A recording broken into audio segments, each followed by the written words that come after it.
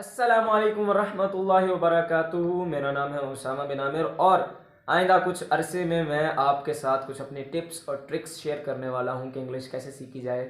मुझे तकरीबन 5 साल हो चुके हैं इंग्लिश सीखते हुए और इस दौरान मैंने बहुत कुछ चीज़ें सीखी हैं। बहुत सारी ऐसी चीज़ें हैं जो हमें नहीं करनी चाहिए, बहुत सारी ऐसी चीज़ें हैं जो हमें करनी चाहिए। तो इस चैनल पर यही सारी बातें होने वाली हैं। आज का जो मेरा टॉपिक है वो है 4 एस्पेक्ट्स ऑफ अ लैंग्वेज।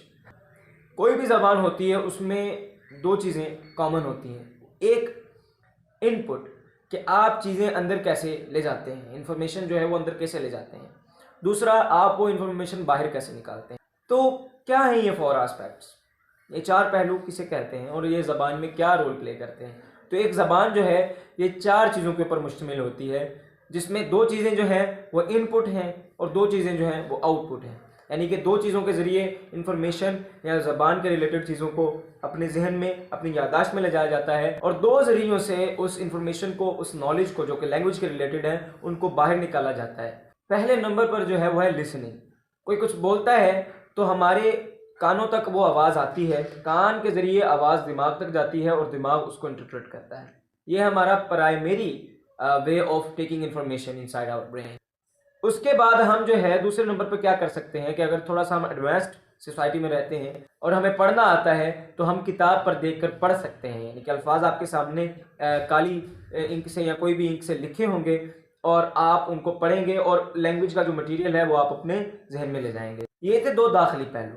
इसी तरह 2 खारजी पहलू हैं। पहला जो है वो है स्पीकिंग। हम सुनते हुए लोगों को सुनते हैं बचपन से, वो प्रैक्टिस के साथ हमारे जहन का हिस्सा बन जाता है। हम वो चीज़ें बोलना शुरू कर देते हैं। यानी कि पानी ला दें, हमें जो है वो बाथरूम जाना है, ठीक है, हमें बाहर जाना है, मुझे तकलीफ़ हो रही है, इस तरह की चीज़ें जो है वो हम करते हैं। और जो दूसरा खारजी पहलू है वो ये है कि हम लिख सकें। यानी कि जो हम पढ़ रहे हैं, जो सुन रहे हैं, जो भी दाखिली पहलू हैं, उनको हम लिखने में ट्रांसफ़र कर सकें अपनी याददाश्त के ज़रिए से। ये चौथा है। तो कोई भी ज़बान अगर आप सीखना चाहते हैं तो इन 4 चीज़ों के ऊपर आपको अबूर हासिल करना चाहिए। इसी में जो है वो लिसनिंग कैसे इंप्रूव की जाए। आजकल देखें सोशल मीडिया का ज़माना है, आपको कंटेंट की कमी नहीं होगी। आप टिकटॉक से लेकर फेसबुक, इंस्टाग्राम, ट्विटर और अब तो यूट्यूब भी, इनके ऊपर भी शॉर्ट वीडियोस आ चुकी हैं।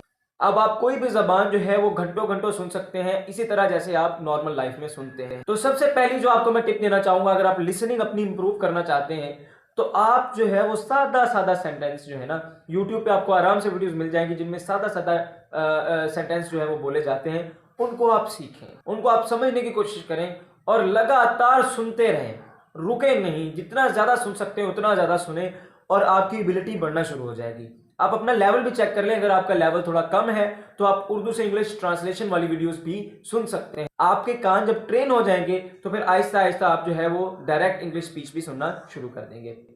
इसी तरह अगर आप कुछ चीज़ें पढ़ना चाहते हैं तो सबसे पहले आपको क्या करना चाहिए कि कोई एक सादा सी सिंपल सी इंग्लिश वाली किताब ट्रांसलेशन के साथ हो, चाहे ट्रांसलेशन के बगैर हो, आप वो ख़रीद लें और एक अदद लुगत भी ख़रीद लें जो भी और लुगत देखने का तरीका जो है वो भी मैं आपको सिखाऊंगा इंशाल्लाह आगे।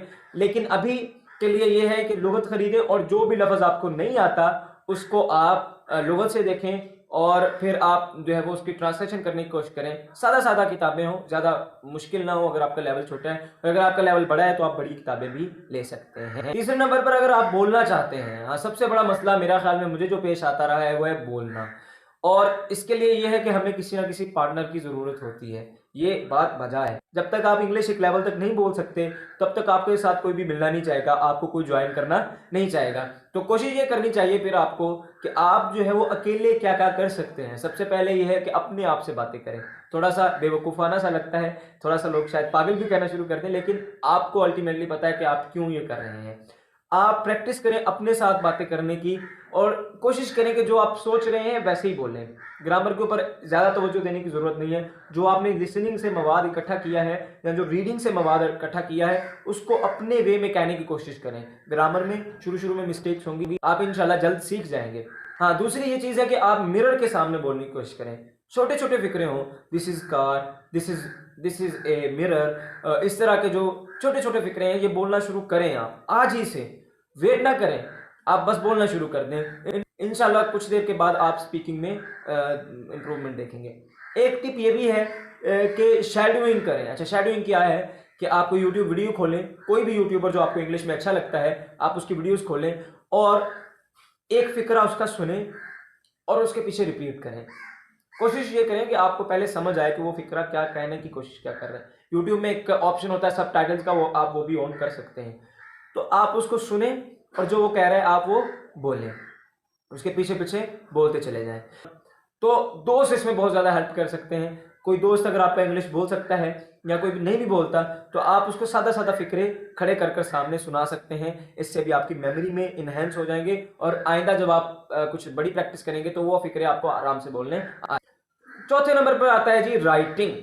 हाँ, राइटिंग थोड़ी सी मुश्किल हो सकती है इस एतबार से कि आपको इस सेंटेंस को तश्कील देना होता है, उसमें ग्रामर थोड़ी सी आपको ग्रामर का ख्याल भी रखना होता है। लेकिन फिर भी आप जो है वो सादा सादा मजमून आप दूसरी क्लास के लेवल के ले लें, तीसरी क्लास के ले लें, सादा सादा मजमून उनको याद कर लें और याद करके लिखें। ठीक है, ये भी बहुत ज़्यादा हेल्पफुल हो सकता है। फिर आप कहानियाँ याद कर करके लिख सकते हैं ताकि आपकी प्रैक्टिस हो जाए। माहिर इंग्लिश स्पीकर नहीं बनाना इससे मकसूद सादा सी बात ये है कि आपकी ट्रेनिंग हो जाए इस लेवल तक कि आप उस सड़क पर उस गाड़ी को ड्राइव कर सकें जो आपको महारत की तरफ लेके जाती है। उम्मीद करता हूं कि आपको ये वीडियो पसंद आई होगी। अगर आपको ये वीडियो पसंद आई है और आप इस तरह की और वीडियोस देखना चाहते हैं तो हमारे चैनल को सब्सक्राइब करें, इस वीडियो को लाइक और शेयर करना ना भूलिएगा। अस्सलाम वालेकुम।